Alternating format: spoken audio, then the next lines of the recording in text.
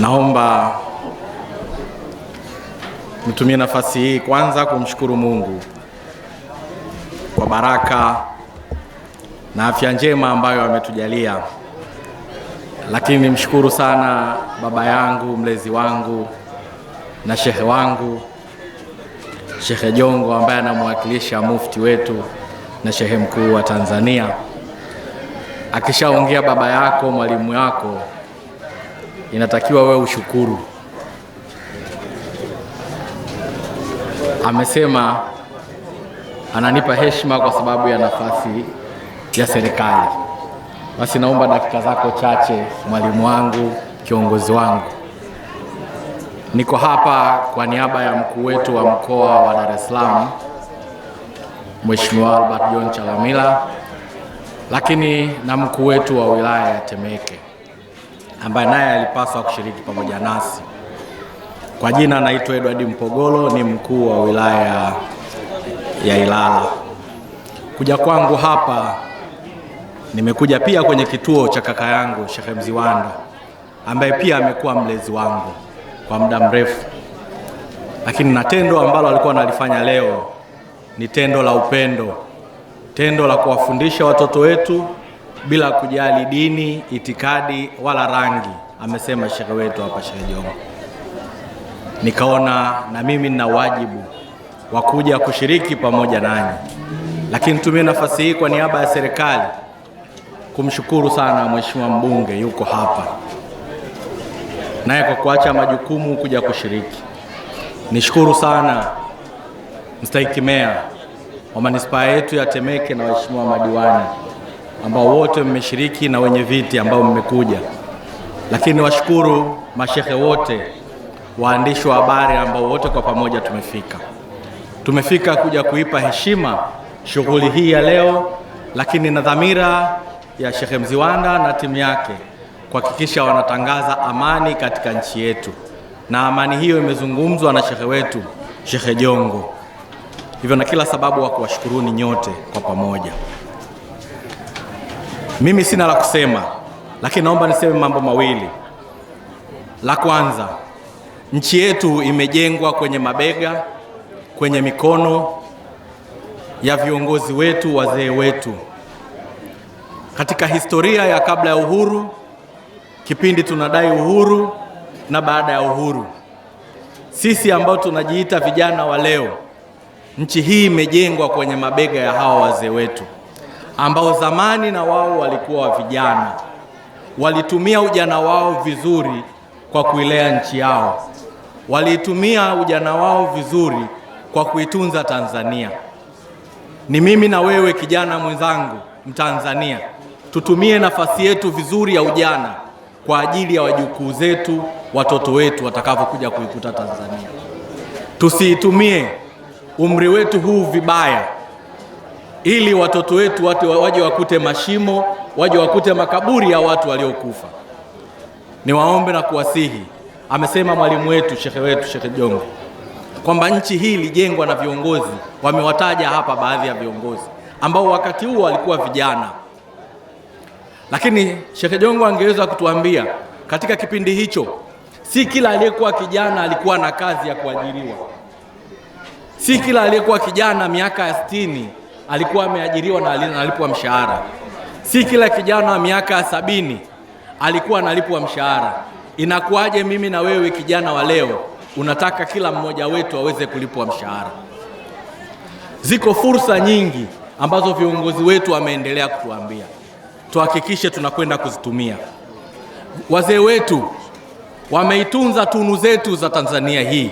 Hata ukienda kwenye katiba ya Jamhuri ya Muungano wa Tanzania, tunu hizi zipo, zimeandikwa. Ya kwanza tunu ni amani, imeandikwa, ambayo ipo na imelelewa na wazee wetu. Iko tunu ya umoja, iko tunu ya uhuru, iko tunu ya mshikamano, iko tunu ya maadili, lakini iko tunu ya lugha njema ya Kiswahili. Hizi zote ni tunu zetu ambao tunapaswa kuzilinda. Wazee wetu wamejitahidi mpaka leo hii. Shehe Jongo anapokuja kusema yuko Kariakoo na mimi namlinda, ni kweli. Ametunza hizi tunu mpaka leo hii, ananikabidhi na hii maiki, tunu hizi zikiwepo. Ni mimi kijana na wewe kijana mwenzangu, tunaipeleka wapi hizi tunu za taifa letu?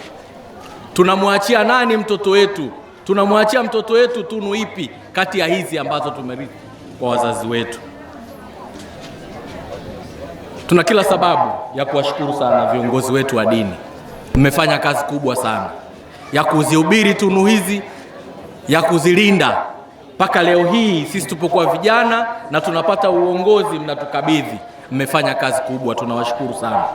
Tunaendelea kumwomba Mungu kwa ajili ya kuendelea kuwapa umri mrefu, kuendelea kuwapa afya njema, ili muhakikishe na sisi vijana wenzenu tunahakikisha kunaenda kuzilinda tunu hizi.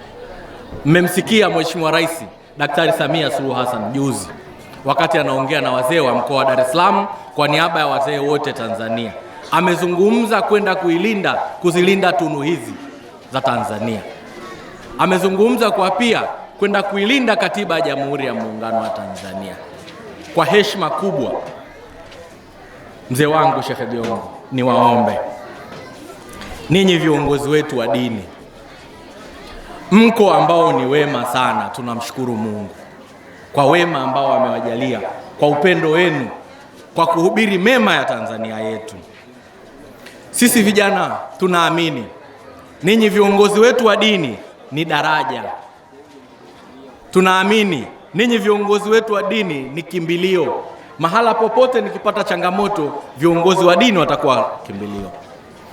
Lakini viongozi nyinyi wa dini tunategemea ni taa, kama mimi navyokutumia mzee Jongo kama sehemu ya taa ya maisha yangu na namna ya kuwahudumia watu.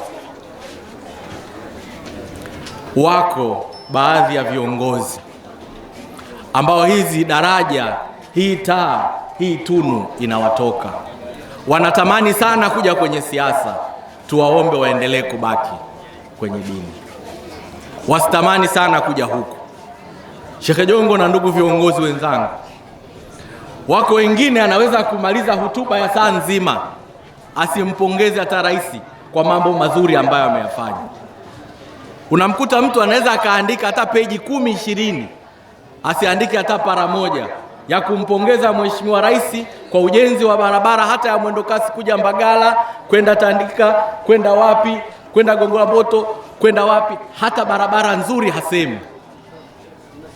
Lakini tumemwona Mheshimiwa Rais wa Jamhuri ya Muungano wa Tanzania, kila kiongozi wa dini akipata nafasi yake, rais amekuwa akiandika, akiwapongeza, akitoa ahadi ya ushirikiano. Wako wengine wanapata ugumu. Sasa sisi ambao pia ni watendakazi, unamwangalia ule kiongozi wa dini mara 2 mara 3, unapataje ugumu hata kusema pongezi kwa ushindi ulioupata, hata kusema asante kwa barabara unazozijenga, hata kusema asante kwa kila kata kuwa na kituo cha afya, hata kusema asante kwa hospitali yetu ya rufaa ya Muhimbili kuboreshwa, hata kusema asante kwa kuwa na hospitali bora Tanzania, hata kusema asante foleni ambayo ilikuwepo hapo bandarini leo hii haipo, hata kusema asante hata sadaka na zaka zimeongezeka kwa sababu watu biashara imeenda kukua, hata kusema asante barabara za kwenda mikoani zimeimarika, hata kusema asante kwa Mheshimiwa Rais kwa sababu ndege zimeimarika na sisi viongozi wa dini tunaweza kupanda ndege kwenda mahala pengine. Hakuna hata neno moja la asante kumpongeza au kumshukuru Mheshimiwa Rais. Tunawaomba ninyi viongozi wetu wa dini, tukaangalie mnatufundisha yale mnaotufundisha. Tunawaomba na ninyi viongozi mkayaishi. Mnatufundisha, tunawasikiliza, mnayaishi wengine tofauti. Hivyo nakushukuru baba yangu, mimi nitaendelea kujifunza kutoka kwako. Tunawapongeza na kuwashukuru wale viongozi ambao mnaendelea kuhubiri amani ya taifa letu, na sisi tunahakikisha tutaendelea kuwalinda. Niwahakikishieni mkoa wetu wa Dar es Salaam kwa niaba ya mkuu wetu wa mkoa ni salama sana. Vyombo vya ulinzi na usalama vimejipanga vizuri. Ombi langu kwa wananchi wote, kwa ndugu viongozi wa dini, ukiona taarifa yoyote, naomba mtoe taarifa kwa viongozi polisi kata, kwa wenye viti wetu, kwa waheshimiwa madiwani.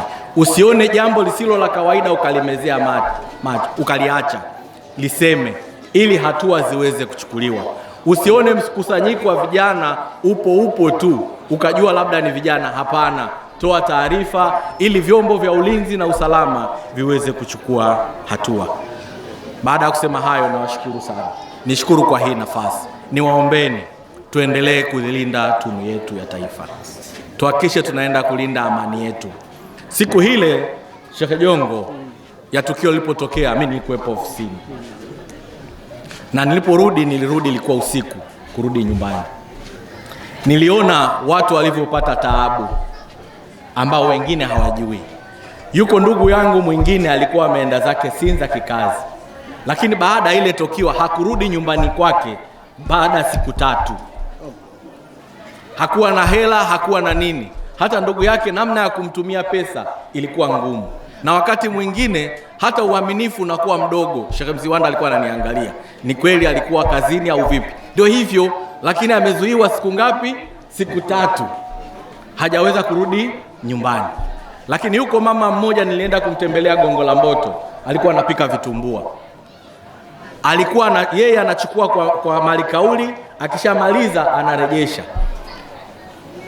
Uharibifu ulipotokea na yeye akiwa alikimbia, hakumbuki jiko liko wapi, hakumbuki sufuria iko wapi.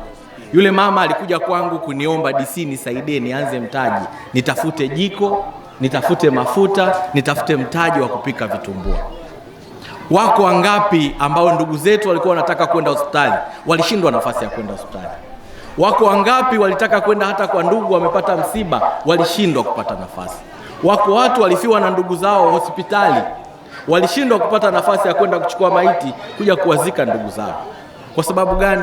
Hakupitiki barabarani kumezuiwa, nyumbani hamwezi kukusanyika. Wako wengine walinipigia simu kwamba DC, mimi ndugu yangu mjomba wangu alikuwa anaumwa, amefariki Muhimbili. Je, naweza kwenda kuchukua maiti? Nije nimzike? Unaogopa mjomba wako ameugua, amefariki, unataka kwenda kumchukua, huwezi kwenda kumchukua. Na imani ya dini nakwambia mtu akifariki mbebe siku hiyo, nenda kamziki. Imani na msuta, mazingira yanampa ugumu. Amani haipo, imani inamtaka akafanyaje? Akamziki. Lakini wako wengine ambao walikuwa wanapata changamoto kwa watumishi, walikuwa wanaomba tu wasaidie kuwapelekea askari kufanya shift ya madaktari. Wako wengine walikuwa na hospitali zao, walikuwa wanahitaji kupata hata mafuta kwa ajili ya kurani generator kwa ajili ya dialysis na shughuli zingine. Walipata tabu, ilibidi kwenda kuwachukua na kwenda kuwaombea mafuta mbali. Tusiitake Tanzania yetu irudi huko. Tuangalie wengine huko kote kulikotokea duniani. Wale wote duniani huko ambao waliandamana, baada ya kuandamana, nani kati ya wale walioandamana alipata uongozi? Angalia wale waliokuwa wanaandamana huko, wanaosema wameandamana A, B, Z. Kati ya wale wote walioandamana, nani baada ya kuandamana alikuwa na magari? Nani aliyekuwa anaandamana baada ya kuandamana aliweza kuwa na wake 3 4? Nani baada ya kuandamana alikuta na nyumba? Utafanya hayo, utarudi kwenye umaskini wako ule, ila utakuwa umekuza chuki kati ya wewe na jirani yako. Kwa sababu kama walivyosema Sheikh Jongo na kiongozi, sisi wa Tanzania tunajuana. Tumeishi kwa amani kwa muda mrefu. Kila anayekuja kutenda tendo unamjua. Niwaombe vijana wenzangu, msamaha wa Mheshimiwa Rais tumeona. Kati ya wale watu wa aina mbili, waliotolewa msamaha na waliokuwa wanalilia msamaha, walikuwa wa aina mbili. Waliokuwa wanaombewa msamaha ni watoto vijana wa kiume. Uongo kweli? Waliokuwa nje wanalia ni kina mama. Uongo kweli?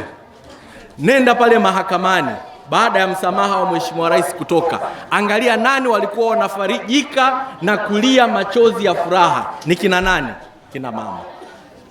Nani walikuwa wanakwenda kuwakumbatia mama zao wakiwa wanalia? Ni nani? Vijana. Niwaombe vijana, tusifanye mambo ambayo tutawaumiza wazazi wetu.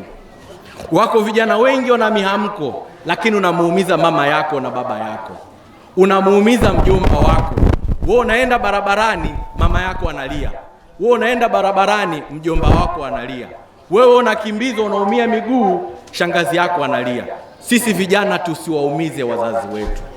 Tusitumike kuwaliza baba zetu, tusitumike kuwaliza mama zetu. Tulimliza mama wakati ana uchungu, wakati wanakwenda kutuzaa.